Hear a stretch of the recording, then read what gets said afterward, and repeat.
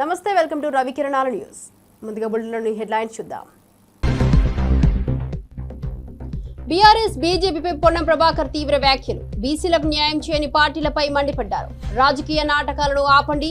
Ponnam Prabhakar demand. స్థానిక ఎన్నికల్లో 42% రిజర్వేషన్లపై చర్చ.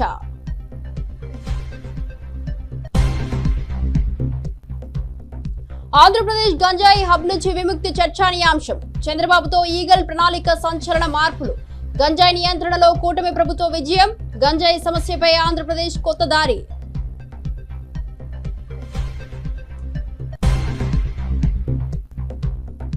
సికింద్రాబాద్ బోనాల ఉత్సవాల్లో రంగం అద్భుతం. స్వర్ణలత భవిష్యవాణి. మహమ్మారి ముప్పుపై హెచ్చరిక. పాడి పంటలు పడతాయని స్వర్ణలత వైద్యం. భక్తుల హృదయాలను అలరించిన స్వర్ణలత భవిష్యవాణి.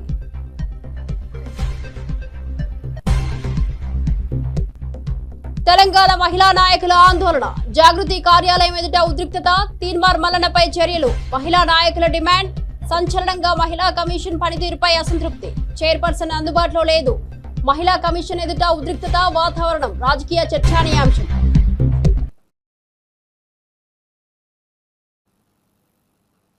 డీటెయిల్స్ చూస్తే తాటిపర్తి చంద్రశేఖర్ గారు ఎర్రగొండపాలెం ఎమ్మెల్యే చంద్రబాబును తీవ్రంగా విమర్శించారు. అమ్మఒడి పథకం లోకేష్ తీసుకువచ్చినట్లు ప్రజలను మభ్యపెట్టే ప్రయత్నం చేస్తున్నారని ఆయన ఆరోపించారు.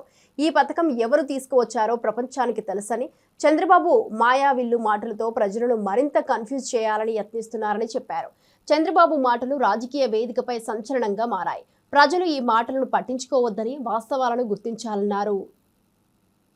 5 సంవత్సరాల పథకాన్ని అందుకున్నటువంటి ప్రజలకి జగన్మోహన్ రెడ్డి గారి అద్భుత సృష్టి ఆ పథకం అనేటటువంటి సంగతి తెలియదా? ఆ నిజాన్ని కూడా మర్చిపోయి చంద్రబాబు నాయుడు గారు అబద్ధాలు ఎందుకు చెప్తున్నారు? ప్రతిసారి ప్రజల్ని మోసం చేశాం, ప్రతిసారి ప్రజలకి నమ్మబలికాం, వారు నమ్మి గెలిపిస్తూ ఉన్నారనేటటువంటి ప్రజలపై చిన్న చూపే తన అబద్ధాల కొనసాగింపుకి ఒక కారణమవుతుందా? నిజంగా ఒకసారి అనేక అబద్ధాలని వారు ఏ విధంగా ఏ మాత్రం బాధ్యత లేకుండా చెప్పారో ఒకసారి చూద్దాం. నేదురుమల్లి జనార్దన్ రెడ్డి గారి అధికారంలో ఉన్నప్పుడు కాంగ్రెస్ పార్టీ ద్వారా ఆ రోజు ఐటీని భారతదేశానికి పరిచయం చేసినటువంటి రాజీవ్ గాంధీ స్ఫూర్తితో మొదలైనటువంటి హైటెక్ సిటీ నాదే అని చెప్పుకుంటాడు. ఐటీకి పితామహుణ్ణి నేనే అంటాడు.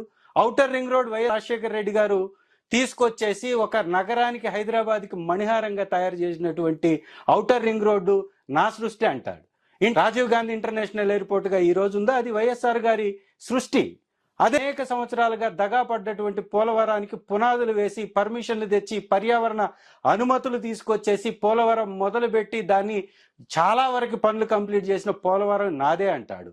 పక్క రాష్ట్రంలో ఉన్న తమిళనాడులోని అమ్మా క్యాంటీన్ని కాపీ కొట్టి అన్నా క్యాంటీన్ అని ఇక్కడ పేరు పెట్టేసి ఈ రోజు దానిలో పెద్ద పెద్ద పోస్టర్లు వేసుకొని ఆ అన్నా క్యాంటీన్ పక్కన ఉన్నటువంటి జయలలిత గారు ఆ రాష్ట్రంలో తమిళనాడులో ఏర్పాటు చేసినటువంటి అన్నా క్యాంటీన్, డ్వాక్రా సంఘాల యొక్క సృష్టి నాదే అంట. వనజీవి రామయ్య గారు పేరు చెప్తే టక్కున మనకు గుర్తు వచ్చేది, చెట్లని అతను అమితంగా ప్రేమించి చెట్ల యొక్క రూపాలని తన తలకు తగిలించుకొని తను చనిపోయే వరకు చెట్ల కోసం, వనం కోసం పోరాడినటువంటి వ్యక్తికి నేనే స్ఫూర్తి, నా సలహాతోటే తను ఆ విధంగా ముందుకు కొనసాగాడంట. సత్యానాథన్ల కంప్యూటర్ శిక్షణ నేర్చుకోమని చెప్పింది నేనే, సింధుకి బ్యాడ్మింటన్ నేర్చుకోమని చెప్పింది నేనే, విజయవాడలో ఉష్ణోగ్రతలు తగ్గించడానికి ప్రయత్నం చేసింది నేనే, కంప్యూటర్ కనిపెట్టింది నేనే, సంక్రాంతికి ఊళ్ళకి వెళ్ళేటటువంటి సంస్కృతిని మనకు తీసుకొచ్చింది నేనే, బ్రిటిష్ వారిని తెలుగుదేశం పార్టీ ఎదిరించింది అని ఒకటా రెండా రాయలసీమలో ఫ్యాక్షన్ తీసేసింది నేనే అంటాడు. గండికోట ప్రాజెక్టుకి నేనే ఆద్యుణ్ణి అంటాడు. గాంధీజీ, అంబేద్కర్ లాగా సామాన్య కుటుంబాల్లో పుట్టాను అని వారితో పోల్చుకుంటాడు. ఈరోజు బాగా సక్సెస్ అయినటువంటి ర్యాపిడో ఆ ఫౌండర్కి స్ఫూర్తి కూడా నేనే అని చెప్పుకుంటాడు. కరోనా వచ్చినప్పుడు వ్యాక్సిన్, ప్రపంచవ్యాప్తంగా వ్యాక్సిన్ కనిపెడితే ఆ వ్యాక్సిన్ కనిపెట్టడానికి కారణం నేనే అంటాడు. హైదరాబాద్ని ప్రపంచ పటంలో పెట్టింది నేనే అంటాడు. సాయంత్రం పూట పాలు పితకడం అనే సంస్కృతిని తీసుకొచ్చింది నేనే అంటాడు. ఇలా ఏమని చెప్పుకుంటున్నా? మతి భ్రమించా, లేకపోతే ప్రజల్ని మోసం చేయటం అలవాటుగా మారా, లేదా మోసపోతున్నటువంటి ప్రజలంటే చులకన భావంతో? ఇది నిజంగా ఒకసారి ప్రతి ఒక్కరు ఆలోచించండి. బాబు గారి బడాయి మాటల్లో నిజమెంత అంటే ఏ మాత్రం ఒక్కటంటే ఒక పథకం కానీ ఒక్కటంటే ఒక అభివృద్ధి కార్యక్రమం కానీ బాబు గారి పేరు చెప్తే ఈ 40 సంవత్సరాల రాజకీయంలో మనకి కనపడకపోగా ఎమ్మెల్సీ కవిత తీన్మార్ మల్లన్నపై హత్యాయత్నం కేసు నమోదు చేసి అరెస్టు చేయాలని డిమాండ్ చేశారు. మల్లన్న ఇష్టం వచ్చినట్లు మాట్లాడినా పోలీసులు స్పందించకపోవడం దారుణమని విమర్శించారు. ఫిర్యాదు చేయడానికి డీజీపీ లేరని, తమకు ఎలాంటి హాని జరిగితే ఎవరు బాధ్యత వహించారని చెప్పారు. ఇక దాడి ఘటనపై సమగ్ర విచారణ జరపాలని, నిర్లక్ష్యంతో ఉన్న యంత్రాంగానికి ఇది గుణపాఠంలా నిలవాలని కవిత స్పష్టం చేశారు. ఈ విషయంలో కవిత కఠిన చర్యలు తీసుకోవాలని కోరారు. దురదృష్టం ఏంటంటే డీజీపీ గారు మరి వాళ్ళ ఆదివారం కాబట్టి తను రాలేనని చెప్పడం, రాష్ట్రంలో ఒక మహిళా ఎమ్మెల్సీ పైన ఇంకొక బాధ్యత గల పదవిలో కలిగినటువంటి తీన్మార్ మల్లన్న లాంటి ఎమ్మెల్సీ గారు కమెంట్ చేస్తే కూడా, ఇష్టం వచ్చినట్టు మాట్లాడితే కూడా పోలీస్ యంత్రాంగం స్పందించకపోవడం దారుణం. మరి మా జాగృతి కార్యకర్తలు ఎవరైతే ఆవేదనతోని దుఃఖంతోని ప్రజాస్వామ్యయుతంగా ప్రశ్నించడానికి వెళ్ళినరో వారి మీద ఫైర్ చేపించడం అన్నది చాలా దారుణం. నిజంగా ఏమన్నా మా కార్యకర్తలకు అయి ఉంటే ఎవరు బాధ్యులు, మల్లన్న గారా ప్రభుత్వమా, ఎవరు బాధ్యులు అన్నది తక్షణమే ఆన్సర్ చెప్పాలి. ఖచ్చితంగా అక్కడ జరిగినటువంటి సంఘటన మీద ఎంక్వైరీ చేపియాలి. గన్మెన్లను మిస్యూజ్ చేసుకునేటటువంటి, గన్మెన్లను తప్పుదోవ పట్టించేటటువంటి ప్రజాప్రతినిధి అయినటువంటి మల్లన్న గారి గన్మెన్లను తక్షణమే తీసివేయాలని చెప్పి నేను పోలీస్ శాఖ వారిని డిమాండ్ చేయడం జరిగింది. మల్లన్న గారు చేసినటువంటి ఈ యొక్క పనిని ఆయన ఆదేశంతోనే గన్మెన్లు ఫైర్ ఓపెన్ చేశారని నేను నమ్ముతా ఉన్నా కాబట్టి వెంటనే వారి మీద అటెంప్ట్ మర్డర్ కేసు కూడా రిజిస్టర్ చేయాలని పోలీస్ శాఖ వారిని నేను రిక్వెస్ట్ చేయడం జరిగింది. మరి ఇవాళ ఇంత పెద్ద సంఘటన రాష్ట్రంలో జరిగితే కూడా డీజీపీ గారు సెలవు దినంగా ఉండి ఇంట్లో ఉండి రాలేదంటే ఖచ్చితంగా దీని వెనుక ముఖ్యమంత్రి గారు ఉన్నారని మేము నమ్మాల్సి వస్తుంది. అందుకే మళ్ళొకసారి మేము మా తెలంగాణ జాగృతి తరఫున, తెలంగాణ ఆడబిడ్డలందరి తరఫున మేము ప్రభుత్వాన్ని డిమాండ్ చేస్తూ ఉన్నాము. మీరు తీన్మార్ మల్లన్న గారిని వెంటనే అరెస్ట్ చేయండి. మీ ఇంటి ఆడబిడ్డలపై అనుచితమైన వ్యాఖ్యలు చేసిండ్రని చిన్న చిన్న జర్నలిస్టులను మరి మీరు అరెస్ట్ చేసి జైల్లో పెట్టిండ్రు. మరి ఇంత పెద్ద మాట ఒక తెలంగాణ ఆడబిడ్డనైనటువంటి నన్ను అంటే మీరు చూస్తూ ఊరుకుంటే ఈ మాటలన్నీ కూడా మీరే అనిపించిన తెలంగాణ ఆడబిడ్డలు అనుకునే పరిస్థితి తెచ్చుకోవద్దని ముఖ్యమంత్రి గారిని నేను డిమాండ్ చేస్తా ఉన్నాను. మరి మీ ఇంటి ఆడబిడ్డకు న్యాయం, తెలంగాణ ఆడబిడ్డలందరికీ ఒక న్యాయం ఉండొద్దని కూడా ముఖ్యమంత్రి గారిని నేను డిమాండ్ చేస్తూ తక్షణమే తీన్మార్ మల్లన్న గారి మీద మరి ఎంక్వైరీ వేయాలి, జరిగినటువంటి సంఘటన మీద ఎంక్వైరీ వేయాలి. ఎవరు షూట్ చేయమన్నారు, ఎందుకు గన్మెన్ షూట్ చేసి? ఎందుకంటే తెలంగాణ ఉద్యమంలో మేము వేలాది నిరసనలు చేసినాం, ఎక్కడా కూడా ఎవరు కూడా కంట్రోల్ తప్పలే. ఆనాడు కాంగ్రెస్ మీదనే మేము ఉద్యమం చేసినాం, కానీ ఏ ఒక్క కాంగ్రెస్ నాయకుడు కూడా గన్మెన్లతోని మరి షూటింగ్ చేపియలేదు, తెలంగాణ ఉద్యమకారుల మీద ఫైరింగ్ చేపియలేదు. మరి ఇవాళ ఇంత స్థిమితం లేనటువంటి ఒక ఎమ్మెల్సీ, ఆయన గన్మెన్లు ఉండడం అవసరమా? ప్రభుత్వం అంత స్థిమితం లేనటువంటి ఒక ఎమ్మెల్సీ, ఆయన గన్మెన్లు ఉండడం అవసరమా? ప్రభుత్వం ఆలోచన చేయాలని చెప్పి నేను డిమాండ్ చేస్తా ఉన్నాను. డీజీపీ ఆఫీస్ కి మరి తెలంగాణ మంగళగిరిని గుంతలు లేని రోడ్లు ఉన్న నియోజకవర్గాన్ని తీర్చిదిద్దేందుకు 100 రోజుల ఛాలెంజ్ ప్రారంభమైంది. ఇక మంగళగిరిలో చెత్త తరలింపు, రోడ్లపై గుంతలు పూడ్చేందుకు ఆధునాతన వాహనాలను వినియోగించాలని నిర్ణయించారు. ఉండవల్లి నివాసంలో మంత్రి నారా లోకేష్ లాంఛనంగా ఈ వాహనాలను ప్రారంభించారు. ఈ ప్రాజెక్టు ద్వారా మంగళగిరి ప్రాంతంలో సౌకర్యాల పెరుగుదలతో పాటు ప్రజల పట్ల నూతన ఆశయాలు జన్మించనున్నాయి. ఇక లోకేష్ ఈ కార్యక్రమాన్ని విజయవంతంగా ముందుకు తీసుకువెళ్లాలని పట్టుదలతో ఉన్నారు.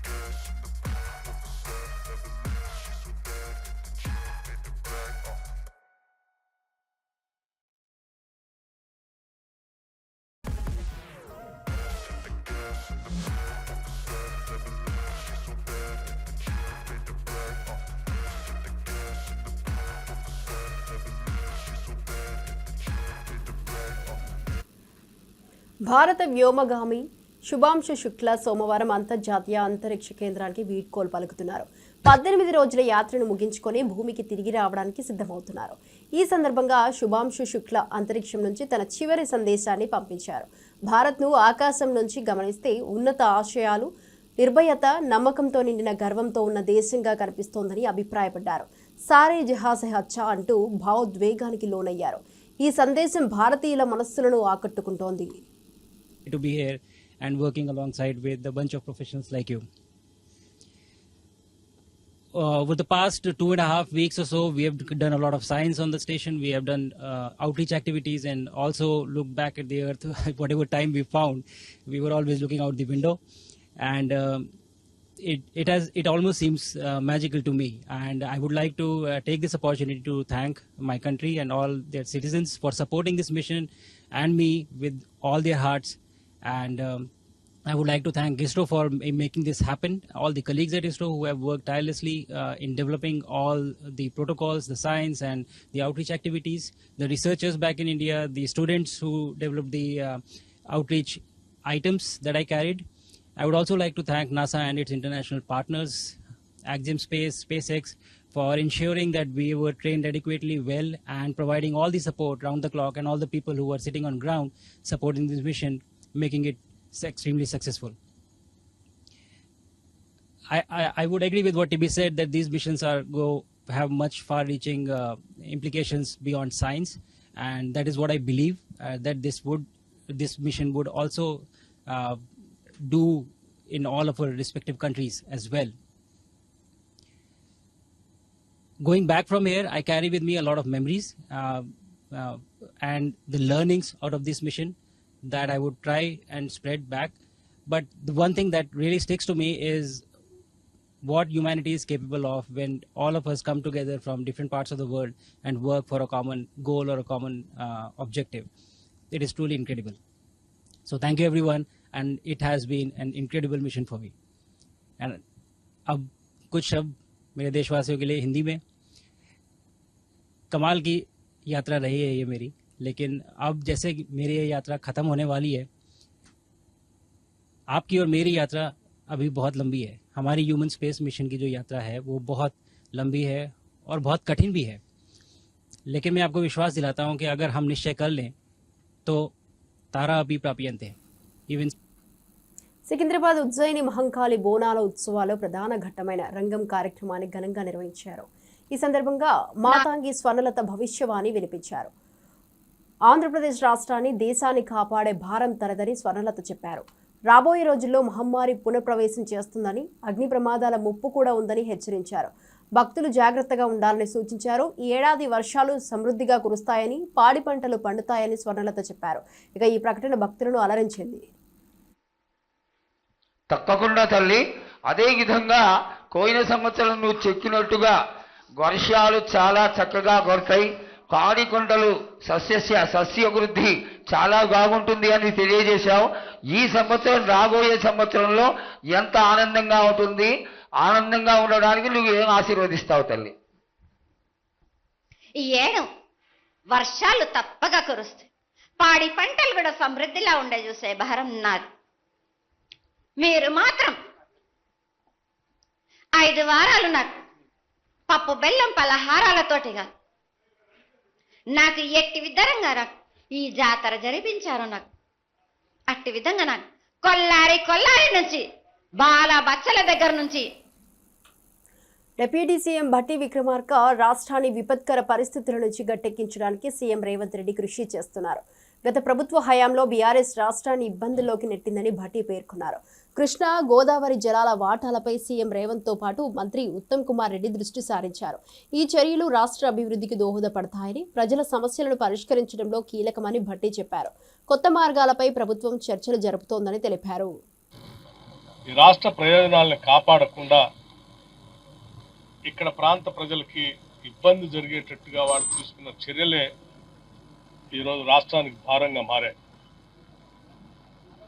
అలా భారంగా మారినటువంటి పరిస్థితుల నుంచి రాష్ట్రాన్ని గట్టెక్కించడానికి, కాపాడటానికి రాష్ట్ర ముఖ్యమంత్రి వర్యులు రేవంత్ రెడ్డి గారు, ఇరిగేషన్ శాఖ మంత్రులు ఉత్తమ్ కుమార్ రెడ్డి గారు ప్రత్యేకంగా దృష్టి సారించి కృష్ణానది పైన, గోదావరి నది పైన, రెండింటిపైన తెలంగాణ రాష్ట్ర ప్రజలకు రావాల్సినటువంటి వాటా గురించి, పూర్తి చేసుకోవాల్సిన ప్రాజెక్టుల గురించి దృష్టి సారించి ముందుకు పోతా ఉన్నారు. వారు చేసినటువంటి టీఆర్ఎస్ వారు చేసినటువంటి తప్పిదాలని బహుశా మీ అందరికి కూడా తెలుసు. ఆ రోజు శ్రీశైలం డ్యామ్ పైన ఉన్నటువంటి జూరాల శ్రీశైలంకి మధ్యలో రాయలసీమ లిఫ్ట్ ఇరిగేషన్ కట్టడం వల్ల ముఖ్యంగా నాగార్జున సార్ లెఫ్ట్ కెనాల్లో ఉన్నటువంటి 2వ జోన్లో ఉన్న ఖమ్మం జిల్లా ప్రజలకు ఇబ్బందిగా ఉంటుందని, అట్లాగే మొదటి జోన్లో ఉన్నటువంటి నల్గొండ జిల్లా వాళ్ళకు కూడా కొంత ఇబ్బందిగా ఉంటుందని పదే పదే వాస్తవ పరిస్థితుల్ని ఆనాటి కాంగ్రెస్ పార్టీ పెద్ద ఎత్తున ప్రజల సమక్షంలో మీడియా సంస్థల నాయకత్వంలో వారి మధ్యలో కూడా ప్రజెంటేషన్స్ ఇవ్వటం కూడా జరిగింది. మరి నాగార్జున సాగర్ లెఫ్ట్ కెనాల్కి వచ్చేటువంటి ఈ మేజర్ కెనాల్లో రోజుకి నీరింగ్ అబౌట్ 1 TMC నీళ్లు. హోంమంత్రి వంగల్పూడి అనిత గతంలో ఆంధ్రప్రదేశ్ గంజాయి హబ్గా ఉండేది. ఇతర రాష్ట్రాల్లో గంజాయి దొరికితే దాని మూలాలు ఏపీలో ఉన్నాయని చెప్పేవారని గుర్తు చేశారు. అయితే గతేడాది కాలంగా కూటమి ప్రభుత్వం చేసిన కృషి కారణంగా గంజాయి నియంత్రణ సాధ్యమైందని తెలిపారు. ఈగల్ అనే పేరుతో ఈ మార్పు కోసం సీఎం చంద్రబాబు స్వయంగా ప్రతిపాదన చేసినట్లు అనిత తెలిపారు. ఈ చర్యలతో రాష్ట్రాన్ని గంజాయి సమస్య నుంచి విముక్తి కల్పించారని, మరింత జాగ్రత్తగా ఉండాలని అన్నారు. చెప్తున్నారు. అందులో ఉన్న ఒక కానిస్టేబుల్ కూడా ఈరోజు మాట్లాడాలి అనుకుంటే మొత్తం టీంలో వాళ్ళు ఏం పని చేస్తున్నారు మొత్తం అంతా కూడా ఒక మోటివేషన్ ఇవ్వడానికి ఒక 20 minutes ఒక కానిస్టేబుల్ కూడా డైరెక్ట్గా మాట్లాడగలరు. అంటే ఈరోజు జనరల్గా ఉన్న పోలీస్ కూడా ఏదైనా కంప్లైంట్ పెట్టాలంటే ఈగల్కి పనిచేస్తున్న కానిస్టేబుల్ ఫోన్ చేసి మేము ఏ యాక్ట్లు పెట్టచ్చు, మేము ఏంటి ఏ రకంగా మేము దీన్ని ప్రొసీడ్ అవ్వచ్చు అని అడిగే పొజిషన్కి ఈరోజు చేస్తుంది. అంటే ఈగల్లోనే 3 టాస్క్ ఫోర్స్ కేంద్రాలుగా పెట్టుకున్నాం. ఒకటి వైజాగ్, విజయవాడ అండ్ రాజమండ్రి. వైజాగ్ అక్కడ కూడా మనం ప్రత్యేకంగా టీంని ఏర్పాటు చేసుకొని ఏదైతే మనకి ఏజెన్సీ నుంచి వస్తుందో గాంజాయి వస్తుంది సరఫరా అవుతుంది అనుకున్న ప్లేస్ని కొన్ని హాట్స్పాట్లు గుర్తించాం. ఈ విషయం కూడా ఇక్కడ మీకు ఒక విషయం కూడా చెప్పాలి. మేము అధికారంలోకి వచ్చిన నాటికి ఇంచుమించు మల్టిపుల్ వేస్ ఉన్న ఏజెన్సీ నుంచి కిందకు వచ్చే వేస్, కానీ ఎన్ని చెక్ పోస్టులు ఉన్నాయా అని ఆ రోజు అడిగితే 4 చెక్ పోస్టులు ఉన్నాయండి అన్నారు. ఆ 4 చెక్ పోస్టుల దగ్గర కనీసం సిసి కెమెరాస్ ఉన్నాయా అంటే సిసి కెమెరాస్ లేవండి అన్నారు. అంటే అటువంటి పొజిషన్ నుంచి ఈరోజు చాలా వేరే సెక్టార్స్లో సిసి కెమెరాస్ ఏర్పాటు చేసుకోవటం, చెక్ పోస్టులు ఏర్పాటు చేసుకోవటం, ఎక్కడి నుంచి అయినా వస్తుంది గాంజా వస్తుందంటే ఇన్ఫర్మేషన్ మనం తీసుకోవటం, ఇమీడియట్గా దాన్ని పట్టుకొని వాళ్ళందరికీ కూడా కేసులు పెట్టడం. సుమారుగా చూస్తే జూన్ 2025 వరకు చూసుకుంటే 831 డ్రగ్ కేసులు నమోదు చేశాం. ఈ రోజుకి 2114 మందిని అరెస్టు చేయడం జరిగింది. 20 తిరుమల శ్రీవారిని ఇటీవల ప్రముఖులు దర్శించుకున్నారు. ఎంపీ బైరెడ్డి శబరి, కర్ణాటక మంత్రి లక్ష్మీ హెబల్కర్, మాజీ మంత్రి ముత్తంశెట్టి శ్రీనివాసరావు ఈ ప్రత్యేక దర్శనానికి హాజరయ్యారు. వీరి యాత్ర భక్తులను ఆనందపరిచింది. ఇక శ్రీవారి ఆలయంలో భక్తుల సందడి తిథిదేను ఒక పండుగ వాతావరణంగా మార్చింది. వీరి దర్శన కారణంగా తిరుమలలో ప్రత్యేక ఏర్పాట్లు నిర్వహించారు. ఈ సందర్భంగా భక్తులు ఎంతో ఉత్సాహంగా జరుపుకున్నారు.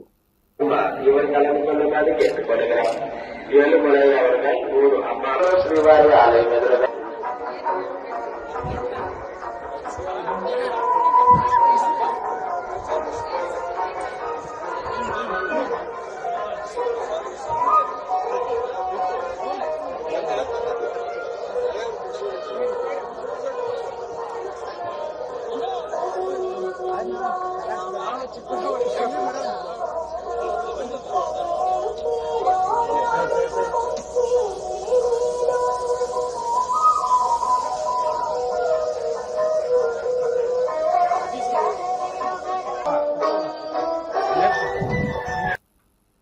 బీసీలకు న్యాయం చేయకుండా బీజేపీ, బీఆర్ఎస్ పార్టీలు మొసలి కన్నీరు కారుస్తున్నాయని మాజీ ఎంపీ పొన్నం ప్రభాకర్ ఆరోపించారు. ఆ 2 పార్టీలు జనతాను తప్పుదోవ పట్టిస్తున్నారని మండిపడ్డారు. తెలంగాణలో స్థానిక సంస్థల ఎన్నికల్లో 42% రిజర్వేషన్లతో ముందుకు వెళ్తున్నట్టు తెలిపారు. బీసీల సమస్యలను పరిష్కరించకుండా ఈ 2 పార్టీల మధ్య యథాలాపంగా కొనసాగుతున్న రాజకీయ నాటకాన్ని ఆపాలని, ప్రజల కోసం నిజాయితీగా పనిచేయాలని కోరారు. మంత్రి పొన్నం ప్రభాకర్ చేసిన ఈ వ్యాఖ్యలు రాజకీయ వర్గాల్లో చర్చనీయాంశంగా మారాయి.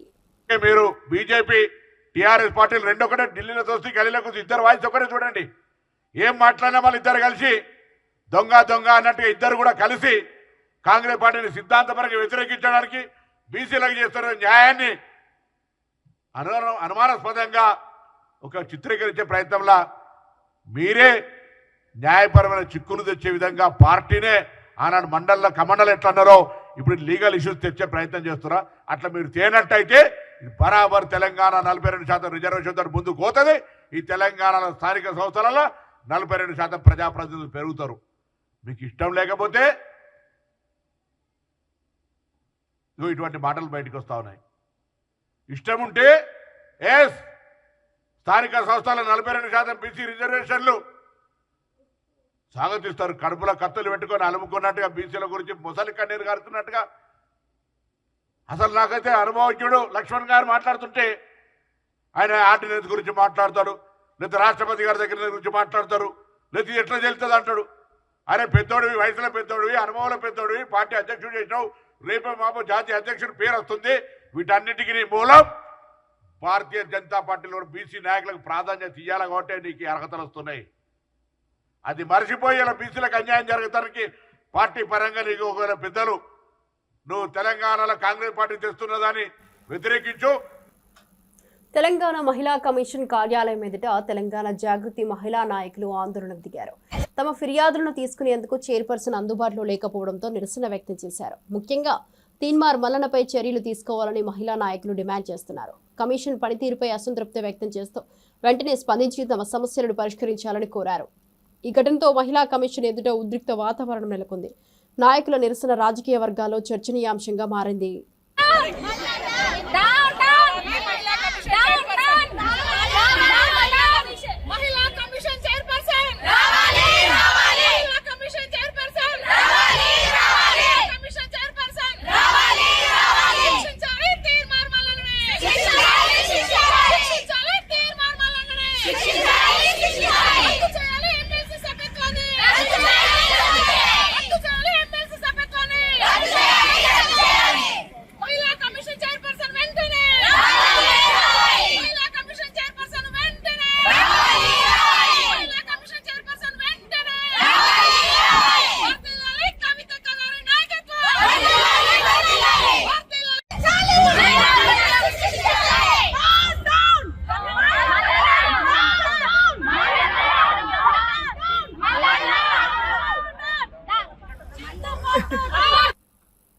మహబూబాబాద్ జిల్లా కొత్తగూడ మండలం పోగుళ్లపల్లిలో యూరియా కోసం రైతులు బారులు తీరారు. ఆధార్ కార్డులు, ఖాళీ బస్తాలు, చెప్పులు క్యూ లైన్లలో పెట్టి వింత దృశ్యాన్ని కనబరిచారు. ఇంటి దగ్గర పనులు వదిలి యూరియా కోసం కష్టపడుతున్నారు. ఇది ఆందోళనకర పరిస్థితిగా మారింది. రైతులు తమ వ్యవసాయ అవసరాల కోసం ప్రయత్నిస్తున్న ప్రభుత్వ చర్యలు ఆలస్యం కావడంతో ఇబ్బంది పడుతున్నారు. అన్ని ఆగమాగం అయిపోతానే. ఇట్లా ఎన్ని రోజులు ఇబ్బంది పడాలి, మేము ఎన్ని రోజులు తిరగాలి ఇట్లా. తిరుమల గని గ్రామ పంచాయతీ ఇక్కడ ఏంటి అంటే పిండి కట్టాల కోసం పొద్దుననగా చీకటితో వచ్చి ఇక్కడ లైన్ లో నిలబడి ఎండలో కనీసం నీడ అనేది లేకుండా ఎండలో నిలబడి అన్నం లేకుండా కూర్చొని పొద్దుననగా వచ్చారు. కనీసం వాటర్ తాగడానికి కూడా మంచినీళ్ళు లేవు. ఇక్కడ పిండి కట్టాలు తీసుకోవడానికి ఎంతో దూరం నుండి వచ్చినా కనీసం అంత దూరం నుండి వేసుకుపోవడానికి కూడా ఛార్జీలు కావాలి. 5 ఇస్తున్నారు, కనీసం 2, 3, 5 ఎక్కువ పెంచడం లేదు. ఎక్కువ పెంచితే చాలా బాగుంటది. రైతులు చాలా ఇబ్బంది పడుతున్నారు. అట్లాగే ఇంటి దగ్గర పనులను వదులుకొని ఈ లైన్ లో నిలబడమే సరిపోతుంది. ఇంటికాడ పనులు కూడా చేసుకోవట్లేదు. ఇట్లా ఎన్ని రోజులు అని తిరగాలి. ఎక్కువ ఈ లైన్ కూడా ఎంత పెద్దగా ఉందో. ఈ లైన్ అంతా ఎప్పుడు అయిపోవాలి, ఎప్పుడు ఇంటికి వెళ్ళాలి, పనులు ఎప్పుడు చేసుకోవాలి. ఎప్పుడు వచ్చి చీకటితో వచ్చిన జనాలు చాలా ఇబ్బంది పడుతున్నారు రైతులందరూ. దీన్ని ప్రభుత్వం కొంచెం చూడాలని ఆశిస్తూ 6:30కు వచ్చిన యూరియా అంటే లైన్ పెట్టిన మరి సీరియల్ వస్తే లెక్క అది అంత ఒకటేందంటే అభిప్రాయం ఏంటంటే ప్రముఖ నటుడు కోట శ్రీనివాసరావు మృతి పట్ల జూనియర్ ఎన్టీఆర్ ప్రగాఢ సానుభూతి వ్యక్తం చేశారు. కోటా కుటుంబ సభ్యులను పరామర్శించిన జూనియర్ ఎన్టీఆర్ ఆయన లేకపోవడం తెలుగు సినీ ఇండస్ట్రీకి తీరని లోటని పేర్కొన్నారు. కోటా శ్రీనివాసరావు 83 ఏళ్ల వయసులో అనారోగ్యంతో బాధపడుతూ ఆదివారం ఉదయం ఫిలిం నగర్లోని తన నివాసంలో కన్నుమూశారు. ఈ సంఘటనతో సినీ లోకం దిగ్భ్రాంతి గురైంది. కోటాకు ఆయనకు చేసిన కృషిని గుర్తు చేస్తూ తెలుగు వారంతా దిగ్భ్రాంతిని వ్యక్తం చేశారు. అవకాశం నాకు దక్కడంతో మా అనుబంధాన్ని అందరికీ వ్యక్తం చేయడం ఒక అదృష్టంగా భావిస్తున్నాను. ఆ మహానుభావుడితో అంతటి మహనీయుడైనటువంటి నటుడితో పనిచేయడం పూర్వజన్మ సుకృతంగా భావిస్తున్నాను. ఈరోజు ఆయన లేకపోవడం తెలుగు ఫిలిం ఇండస్ట్రీకి ఒక తీరని లోటు. వారి కుటుంబానికి నా సానుభూతులు. ఆయన ఎక్కడున్నా ఆయన చల్లని చూపు మనందరి మీద ఉండాలి అని ఆ భగవంతుడిని ప్రార్థిస్తున్నాను.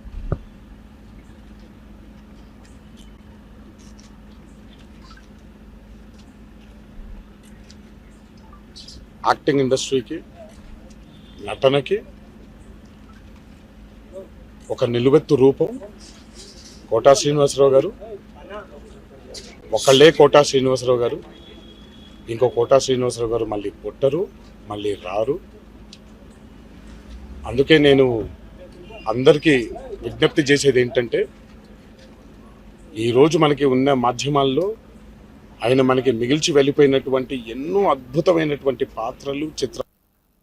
ఎమ్మెల్సీ వరదు కళ్యాణి తాజా వ్యాఖ్యలు రాజకీయ వర్గాల్లో చర్చనీయాంశంగా మారాయి. 3 మాటల్లో కూటమి పాలనను అప్పులు, అవినీతి, అరాచకముగా అభివర్ణించిన కళ్యాణి గతేడాది పాలన తర్వాత ప్రజల్లో వైఎస్ జగన్పై నమ్మకం పెరిగిందని అన్నారు. చంద్రబాబు నాయుడుపై ప్రజలు మోసపోయారని, వారి విశ్వాసం తగ్గిందని స్పష్టం చేశారు. ఈ వ్యాఖ్యలు రాజకీయ వర్గాల్లో సంచలనంగా మారాయి.